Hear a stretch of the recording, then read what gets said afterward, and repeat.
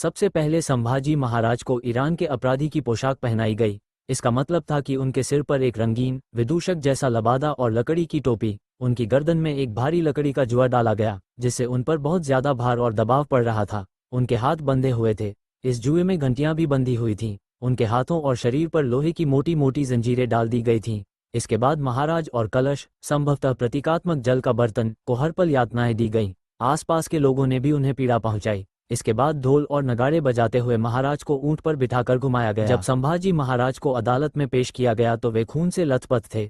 इतनी तीव्र पीड़ा के बावजूद संभाजी महाराज औरंगजेब के सामने नहीं झुके। उसी रात संभाजी महाराज की आंखों में गर्म लोहे की छड़ें घुसा दी गईं, जिससे वे अंधे हो गए। उनके हाथ काट दिए गए। कलश, संभवतः उनके साथ मौजूद व्यक्ति, की जीभ नोच ली गई। इसके बाद संभाजी महाराज ने भोजन त्याग दिया। अगले 15 से 20 दिनों तक अंधे रहते हुए संभाजी महाराज को अकल्पनीय यातनाएं दी गईं। उनकी खाल उधेड़ी गई। फिर तलवार से संभाजी महाराज का सिर काट दिया गया। संभाजी महाराज का सिर अलग करने के बाद उसमें भूसा भर दिया गया, भाले पर लटका दिया गया और पूरे शहर में घुमाया गया।